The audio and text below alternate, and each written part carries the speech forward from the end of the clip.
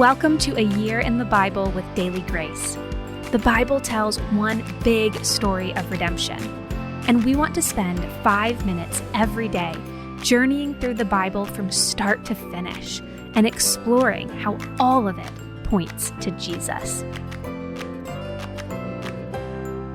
Hello and welcome to A Year in the Bible with Daily Grace. My name is Katie, and today we're studying Exodus 34 through 36 together. Yesterday, we saw Moses plead with God on behalf of the unfaithful Israelites, and we saw God grant his gracious forgiveness once again. Chapter 34 begins with the restoration of God's covenant with Israel. He calls Moses again up to Mount Sinai. He first reminds Moses of his character. God calls himself compassionate and gracious, slow to anger, and abounding in faithful love and truth. He tells Moses that he's forgiving. He's also just, and he punishes those who are guilty. Moses spends another 40 days and 40 nights on Mount Sinai with God. God again outlines how Israel is to be set apart from their neighbors. They are to reject the gods of other nations. They are to give every firstborn male to the Lord, and they are to always observe the Sabbath. They are to remember God's provision for them by holding festivals in his name. God instructs Moses to write down these instructions on 2 stone tablets. These are to be the new tablets of the covenant, holding the 10 commandments. They will be placed in the tabernacle. When Moses came down the mountain, he was shocked to find out that he was glowing. God's presence was so holy, so glorious that Moses literally radiated light from being so near to him. Israel prepared to build God's dwelling place, the tabernacle. Just before they started, Moses reminded them of God's commandment to rest.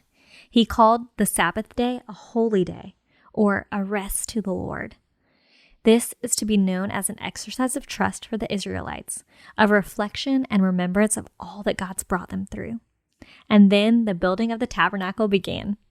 Families brought what they had to the Lord: gold and silver and bronze, fine linen, dyed yarn, wood and spices and fragrance, gemstones and leather. So much was given that Moses actually had to halt the donations because they were giving way too much. God filled 2 men named Bezalel and Oholiab with his spirit, giving him the ability to craft beautiful works of art worthy of God's presence. They trained others in the camp, and together they outfitted the tabernacle exactly how God instructed. Starting in chapter 36, verse 8, Moses details the building of the tabernacle that continues through the rest of Exodus. They start with the framing of the structure. Remember, the tabernacle must be sturdy, yet portable. The walls were finely spun linen, bunched together to form curtains surrounding the perimeter. Support beams were made of acacia wood, and the curtain to the most holy place was embroidered with cherubs in colors of blue and purple and scarlet.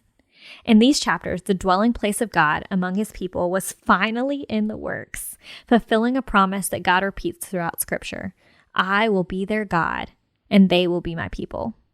But this with is just a shadow of what's to come. It's a placeholder until Jesus. In Jesus, God's covenant to Abraham and Moses and David is fulfilled in its entirety. He is our Emmanuel, or God with us. We don't have to build a tabernacle with precision and fine embroideries. We don't have to be a priest to approach God.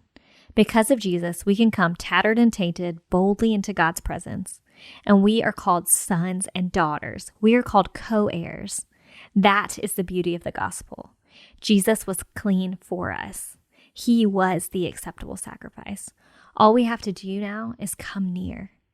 3 times in chapter 35, Moses makes sure to mention that Israelites gave of their treasures out of their willing hearts or their moved hearts. Doesn't it seem strange that the same people who are dancing around a golden calf, forgetting the Lord, are now the same people who are giving beyond what's required now? What changed in just a few weeks? I think their hearts were stirred because of God's forgiveness. They just watched the Lord graciously agree to accept them after their grave infidelity. They experienced forgiveness that they knew they didn't deserve. They experienced the merciful heart of God. How much more should we give in response to all that Jesus has done for us? How much more should we give in response to all that Jesus has done for us? If you're like me, I can be so forgetful, neglecting to remember the weight of my sin and the pain that Jesus endured to forgive it. But this week, let's live out of that forgiveness. Let's let the gift of forgiveness move us to give beyond what's required. Let's let the forgiveness of what we've been granted prompt us to love God and our neighbor lavishly.